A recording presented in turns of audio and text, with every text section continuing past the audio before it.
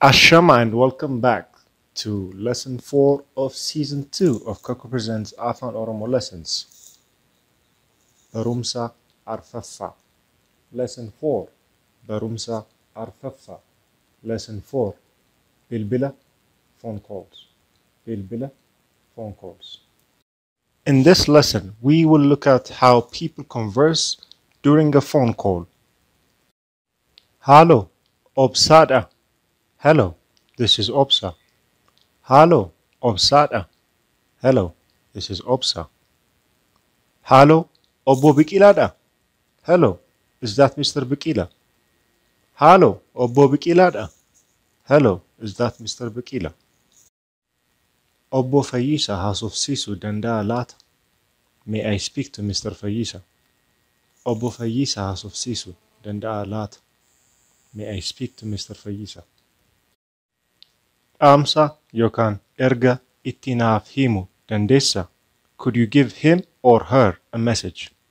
Dhaamsa yookaan erga itti naaf himu dandeessa? Could you give him or her a message?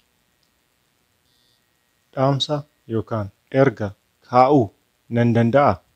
Can I leave a message? Dhaamsa yookaan erga kaa'uu nan danda'a?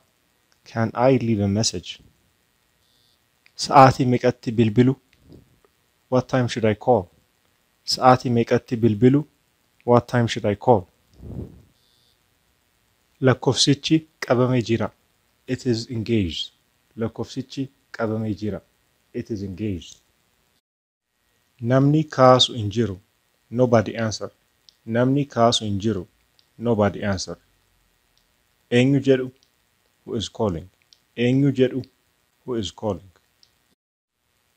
Meetiin jedhama. It's Meeti speaking. Meetiin jedhama. It's Meeti speaking. Dhiifama si'a tokko. One moment please. Dhiifama si'a tokko. One moment please. Gadi ba'ee jira. He has gone out. Gadi ba'ee jira. He has gone out. As hin jirtu. She is not here. As hin jirtu. She is not here. Ayyaantu bilbiltee turte naa jedhi. Please tell her Ayyaantu had called. Ayyaantu bilbiltee turte naa jedhi. Please tell her Ayyaantu had called. Booddee bilbiluu dandeessa. Can you call back later? Booddee bilbiluu dandeessa. Can you call back later? Dhaamsa yookaan ergaa fudhachuu danda'a? Can I take a message? Dhaamsa yookaan ergaa fudhachuu danda'a? Can I take a message? Dhaamsa ni qabda? Would you like to leave a message? Dhaamsa ni qabda? Would you like to leave a message? Boodaan bilbila. I will call back later. Boodaan bilbila. I will call back later. Lakkoofsi koo Duwwaa 987 34 56 Duwwaa. My number is 0987 34 56 00.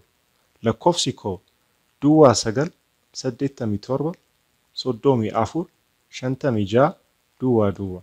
My number is 0987 34 56 00.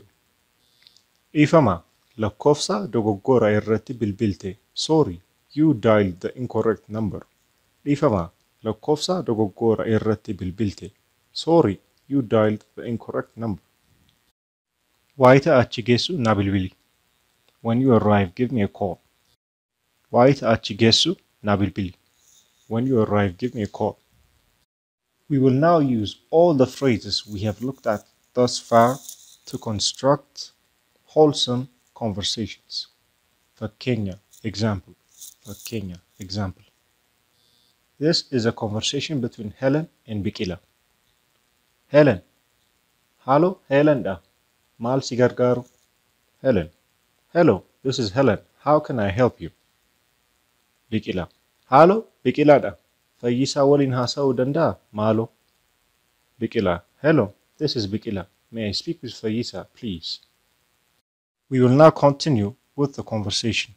Helen, dhiifama si'a tokko waliin isin agarsiisa yookaan dhiifama al tokko waliin isin qunnamsiisa. Helen, one moment please. I will put you through. Helen, dhiifama obbo Biqilaa fayyisaan amma walga'ii irra jiru. Dhaamsa ni qabdanii yookaan dhaamsa kaa'uuf barbaadu? Helen, Mr. Biqila, I am sorry, Fayyisa is in a meeting now. Would you like to leave a message? We continue with the conversation. Biqila, eeyyeen, hamma dandeetti dafii akkanaaf bilbilu itti naaf himta. Waan ariifachiisaadha. Biqila, yes, could you ask him to call me back as soon as possible? It's urgent. Helen, eeyyee, nan danda'a. Inni bilbila kee qaba. Helen, of course, does he have your number? Biqila, lakkoofsa iddoo hojii kooti qaba. Garuu mee dabaltaan kan dhuunfaa koo siifan kenna. Kunoo. Biqila, lakkoofsa iddoo hojii kooti qaba. Garuu mee dabaltaan kan dhuunfaa koo siifan kenna. Kunoo.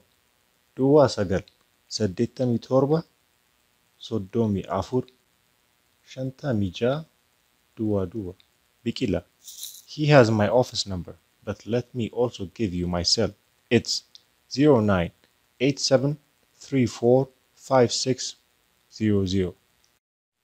Helen, mee deebiseen siif dubbisa. Duwwaa 9 87 34 56 duwwaa. Helen, let me read that back to you. 0987345600. Biqila, sirriidha. Galatoomii baay'ee. Nagaatti. Biqila, that's right. Thanks a lot. Bye. Helen, nagaatti. Helen, goodbye. Gilgala, exercise. Gilgala, exercise. Please take the time to practice translating each English phrase into Afaan Oromoo by yourself. Question 1. Who is this? Question 2. My phone number is. Question 3. Can you call back later?